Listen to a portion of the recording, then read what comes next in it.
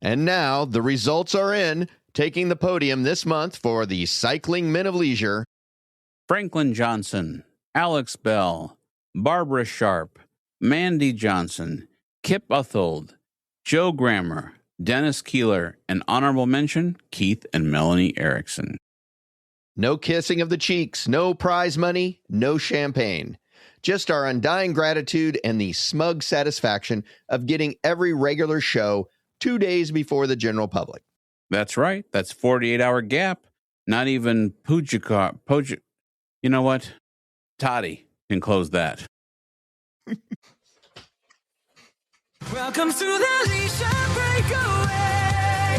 Catch the sun and seize the day. Push the limit, feel the heat. Listen to the rhythm beat. Keep on moving, never slow. Where the yellow jersey goes. The tour is calling out your name. This is the Leisure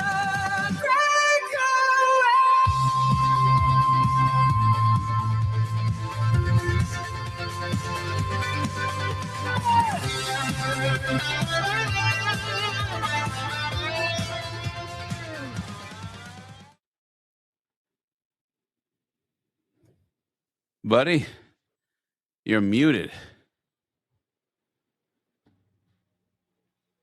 Thanks. Oh, my God. After all of that. Just hold on 1 second. If you hold on 1 second, I'll be able to cut it out.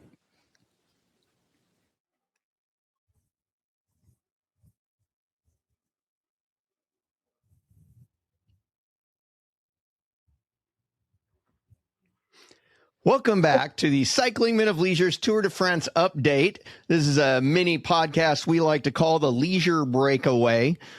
Today, the riders traded mountain legs for stopwatch nerves as the race of truth delivered blazing speeds, dramatic crashes, and another reminder that every second matters. We'll break down Remco Evenepoel's brilliant ride and what it means for Toddy in the yellow jersey, and take a look at forward at tomorrow's ride. I am Michael, and with me, as always, is my good friend, Adam. Pagacha. Oh, sorry. I'm here. We're live. Yeah, thanks. Oh, sorry. Pagacha. I'm just making sure I know how to say that. Good to be with you, buddy. Good to be here. Another day after the rest day yesterday. Crazy day. The distance today was the individual time trials. The distance was, what was the distance? The distance was 16.2 miles here for us Americans. For everyone else, it was 26.1 kilometers. Elevation gained was only 450 kilometers, which is only 1,475 feet. Stage winner today. Did I not call this yesterday? Oh, I thought it was me, but go ahead. No, you're raising your hands. What's he raising? No, you were not the winner. But I think yesterday, some brilliant mind on this show said that Remco Evenepoel was going to win and get some time back. And I believe he did win. Soudal Quick Step. Yeah, he took it. Winning time was 32 minutes and 19 seconds. His average speed was 48.5 kilometers, which is 30.1 miles per hour for us Americans. It was awesome.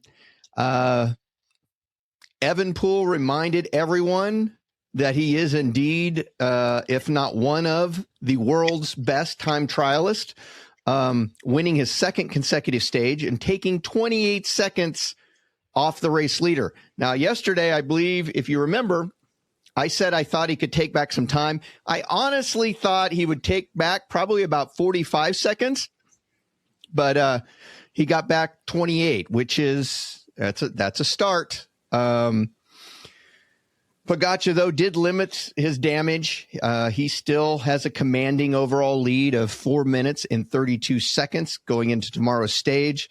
The big news was Florian Lipowitz crashed near the finish.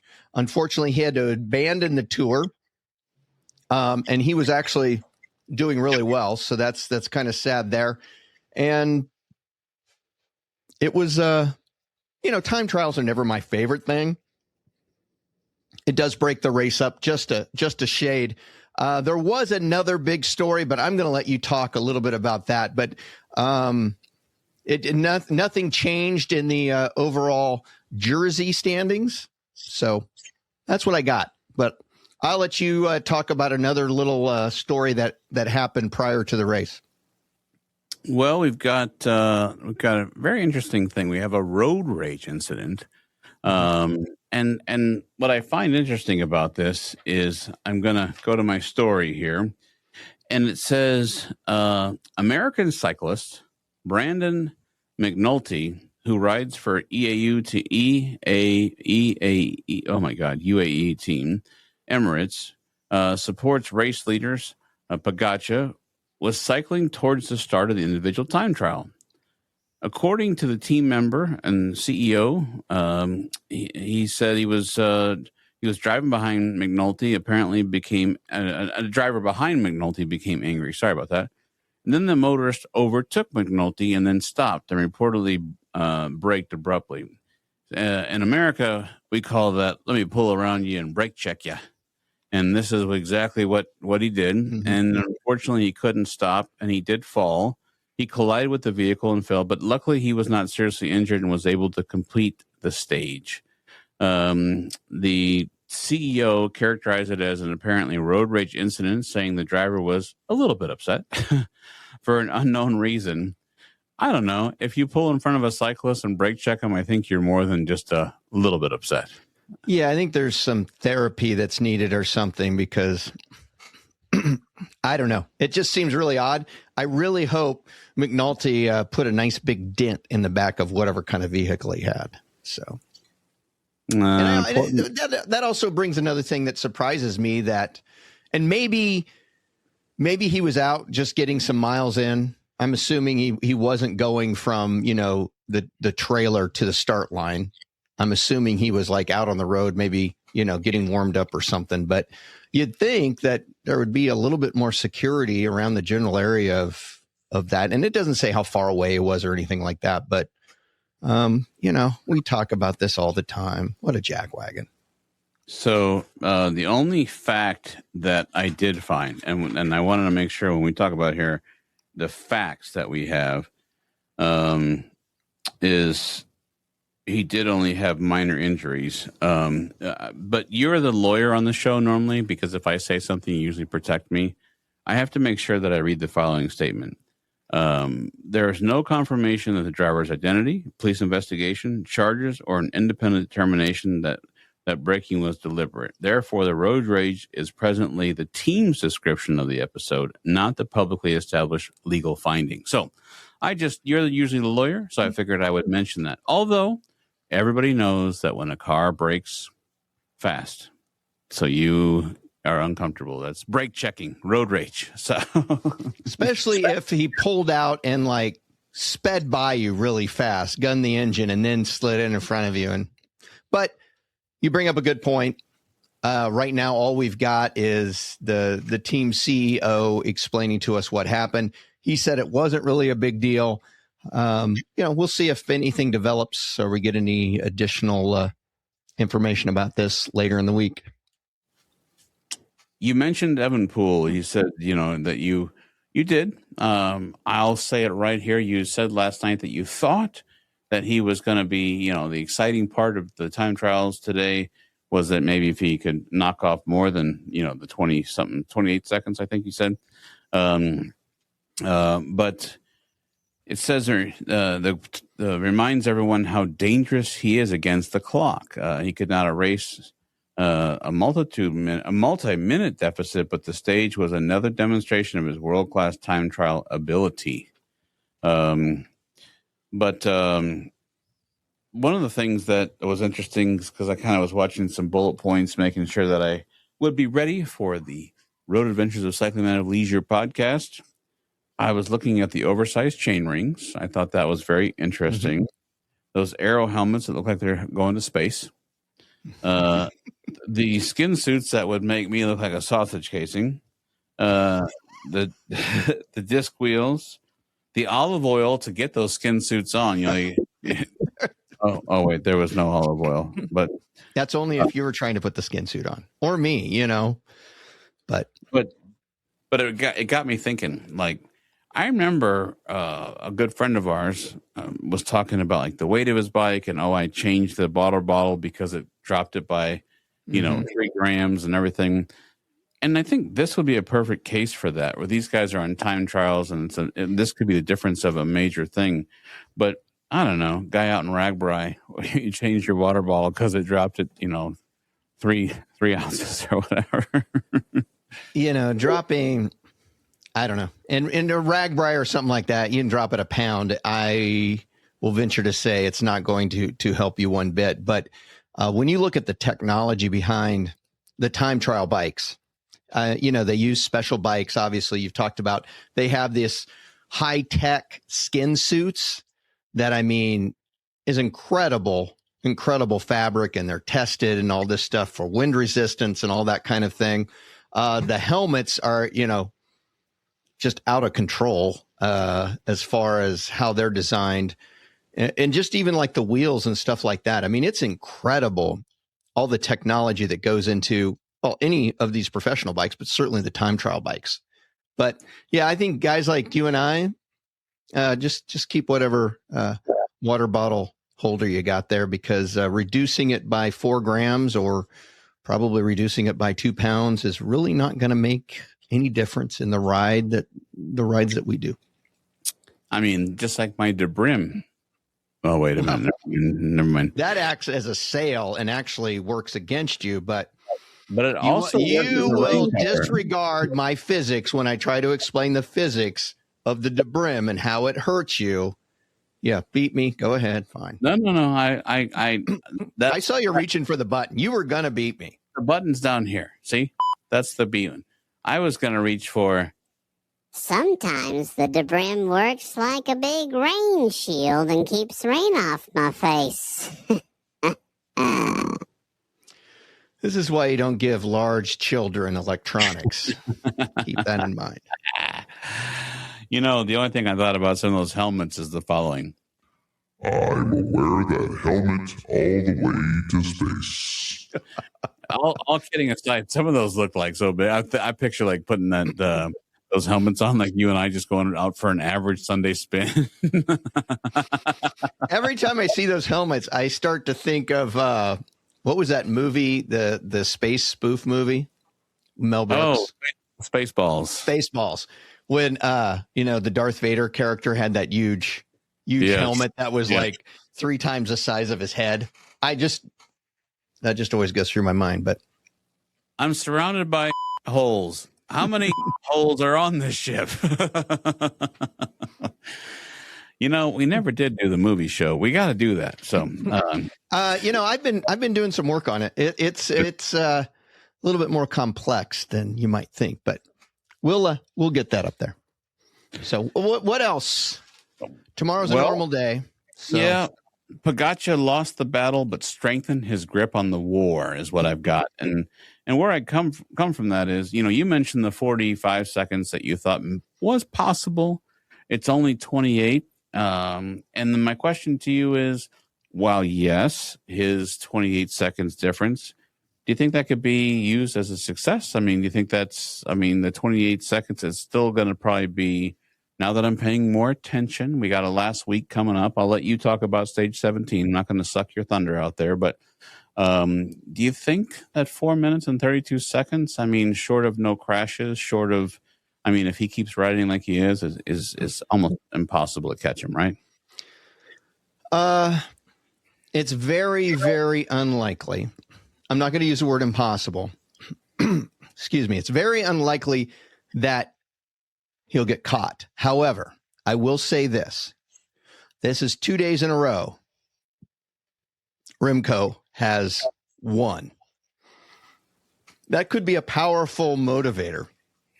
When you look at, he's won 2 days in a row. Sure, he's got 4.5 minutes, but he gained back basically a half a minute over the last 2 days in those 2 wins. I think it's a long shot but I still think it's possible. Gotcha. I think Well- this really has got Remco going. I think the team is really going, and they're looking at it. It's like, it's a lot of time to make up, but, Toddy's been doing a lot of work. I don't know what kind of, condition he's in, this kind of thing. Obviously he's in good condition, but I'm just saying how tired he's getting from doing those massive attacks on those mountains, day after day, like he was doing. I think there's still some life in this horse, and we'll watch. So I think it's going to get a little tighter than what it currently is, but we'll see. Same thing could be said, I guess, about Remco. Well, he's been pedaling hard and all that kind of thing, but two back-to-back wins like that can give you a lot of confidence and a boost for the team. So we'll see.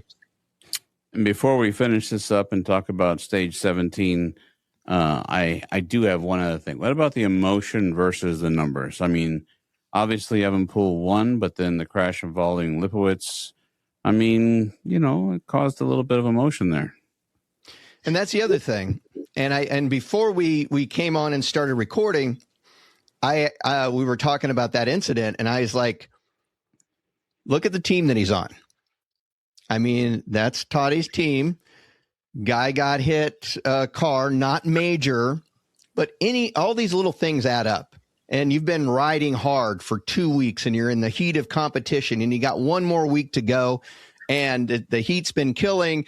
And I will guarantee you, half of the peloton is just hanging on for dear life because it's just been so grueling. And little things like that, like getting, clipped by a vehicle, even though it didn't hurt anybody, I think that can get in your head. And, Remco's won 2 days in a row. One of our main domestiques, got clipped by a car. It all starts, cracking the moral, I wouldn't say the moral, but it starts cracking the fabric of the team, the togetherness, and we'll see. Well, all right. Well, give us what stage 17 has to offer. And I know everyone's been loving the song. You only get one more week of the song, although we could maybe slide it in once in a while just for fun, but officially only one last week. Yeah, tomorrow, 174.7 kilometers for you and I. That's 108.6 miles.